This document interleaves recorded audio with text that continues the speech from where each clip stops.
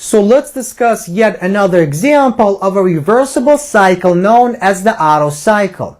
Now, just like the Carnot cycle, the Otto cycle consists of 4 reversible processes.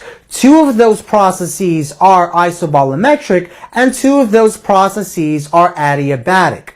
So the reason that we study the Otto cycle is essentially to gain more understanding into what takes place inside certain heat engines known as internal combustion engines. And these are the engines found inside automobiles.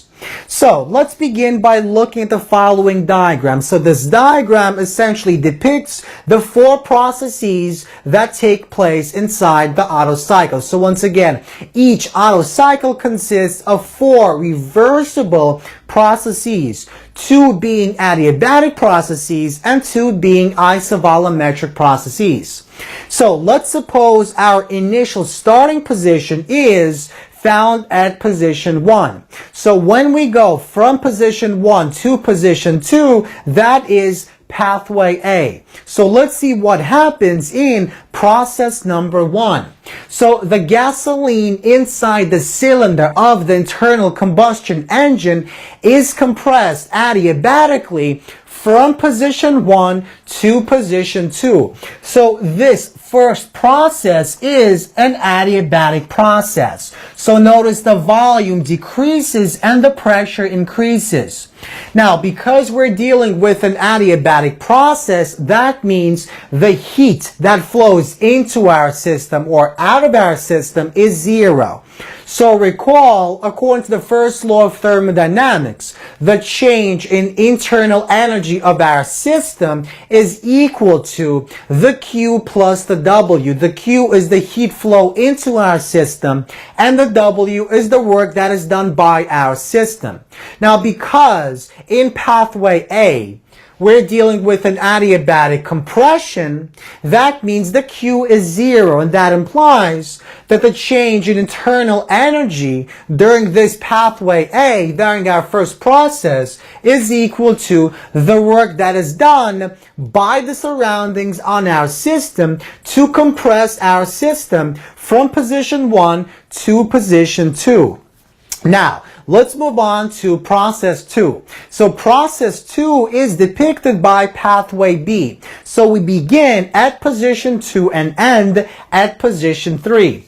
So the gasoline at point 2 is ignited and burned, which increases the pressure under an isobolometric process. So isobolometric means the change in volume during this process as we go from position 2 to position 3 is 0. So our volume remains constant. So notice what takes place. So let's examine once more the first law of thermodynamics that states the change in internal energy of our system during this process, during pathway B, is equal to the heat that flows into our system plus the work that is done on our system by the surroundings. Now, notice that because we're dealing with an isobolometric process, the change in volume is 0, so that means no work is done by or on our system. So the W is 0, and that implies the change in internal energy during pathway B as we go from point 2 to point 3 is equal to the heat that flows into our system. So this quantity is usually given by QH. So basically that means as we go from position 2 to position 3, heat flows into our system, and QH, amount of heat, flows into our system. So our pressure increases and the volume remains constant, and no work is done during pathway B. Now, let's move on to pathway C.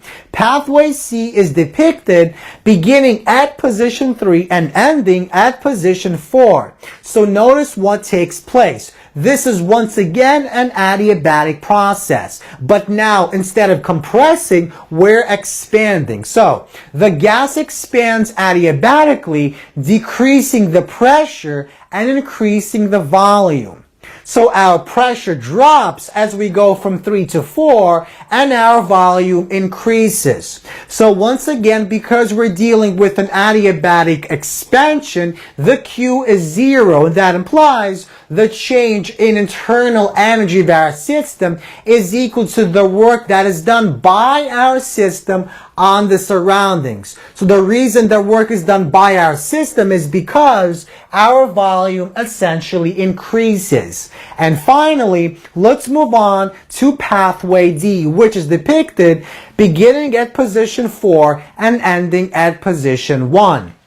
So, once again, we're dealing with an isovolumetric process. So our volume remains constant. And since the change in volume is 0, there's no work done by or on our system. But heat is exchanged with the surroundings. And because our pressure decreases, that means heat must flow out of our system into the surroundings.